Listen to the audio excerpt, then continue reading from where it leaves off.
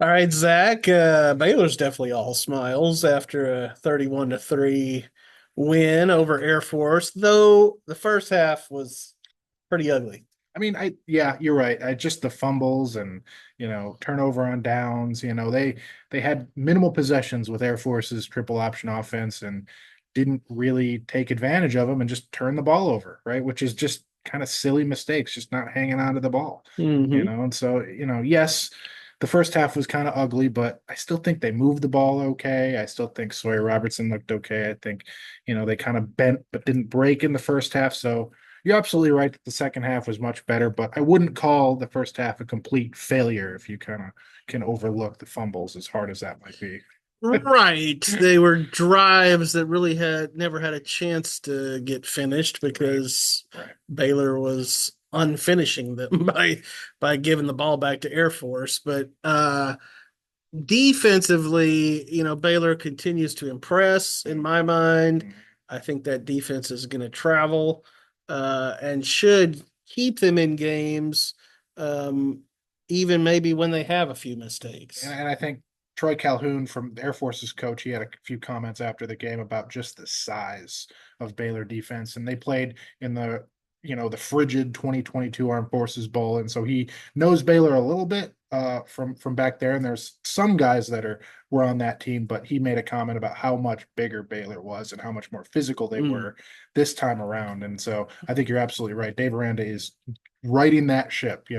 They say he's the best defensive mind in football, and so far through 3 games, he's kind of showing it. So Right. Now, obviously, two of those wins were against Tarleton and Air Force, not world beaters, but I wrote in my column, I don't care who you play. I mean, they are being stingy out there, and if you give up two field goals in two home games, I mean that's showing something. That's what you should do against those kind of opponents, and obviously, it'll be a much different kind of offense next yeah. week.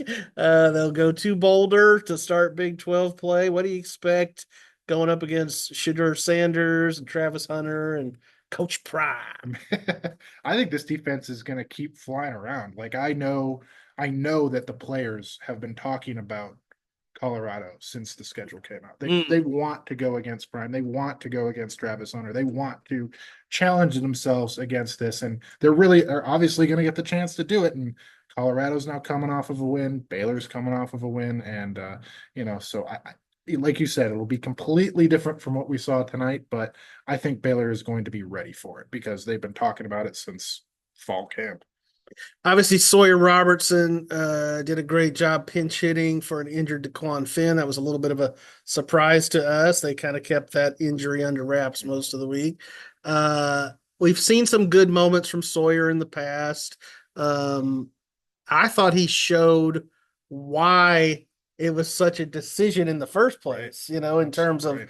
who the starter was. I mean, his arm talent, that's unquestioned, right? Right. Like even coming out of high school, going to Mississippi State, even last year when he kind of stepped in for Blake Shapen at times, like he showed he could throw the ball. And I think the questions were his decision making, his ability to kind of make decisions outside of the pocket, maybe use his legs on some of those non-designed QB runs. Hmm. And I think that you know his decision making was on point tonight. Where Yeah. even the little intermediate throws and just the things to kind He of get the ball rolling. he had one where he like almost bootlegged Mhm. into a defender and just dumped the pass off right over the defender's head. And it was like, dude, okay, that was sweet. And then in the second half, where he just it was a perfect rainbow ball to the corner of the end zone. Ashton Hawkins right in the breadbasket, and he just Yeah, he dropped it. dropped it. Yeah. But it was like I think what this does, Dave Aranda talked a little bit about Daquan being hurt. He has a shoulder injury. He's kind of sounded like he was almost week to week more than day to day. Hmm. And I think that what Sawyer did today, it probably buys you a little bit more time trying to get, if Daquan's still your guy, get him back to 100% before you throw him to the wolves a little bit. So I think Sawyer really showed me something tonight. Yeah.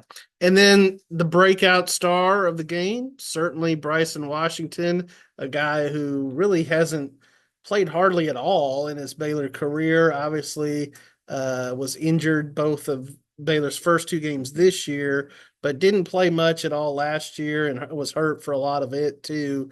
Uh, Dave mentioned, earlier this week that Bryson had been a star in spring and in preseason camp. I think we saw why. Man, he is just the explosiveness. He's got like kind of the physicality that Dom Richardson gives you, but the Mm, explosiveness that Richard Reese gives you. So he's a little bit kind of the best of both worlds in mm. that regard. And that's a deep room, and that's a really good group of running backs. And for him to kind of stand out as a redshirt freshman like he did, coming off of an injury, man, the sky's the limit for that kid. Yeah, and Dave said something in his post game remarks just about how essentially Bryson doing what he does, especially being able to run between the tackles and pick up positive yards. It may allow the offense to implement those guys in some different ways, and now you're really playing to everyone's strengths. I mean, and he was talking about that earlier in the week, how important it was for Jake Spavital's offense, which I think we all think is a more high flying pass first kind of offense. But you got to establish the run, and obviously Bryson and really Richard and even Dom a little bit did that tonight. So, yeah, I think it's all positive on the running game. Yeah, yeah. So you and I will be in Boulder next week for that Big 12 opener. Should be a lot of fun. At the very least, if Baylor doesn't play well, Palmer Williams will be going back to altitude where he could just kick the crap out of the Man, ball. I write a 1,000-word feature on the punter. I think it's a great story. It's and Right. and then he doesn't even Doesn't play. I Yeah. was like, of course. Well, I don't think they're going to complain about that. Oh no, no, no, no. All right. Appreciate y'all.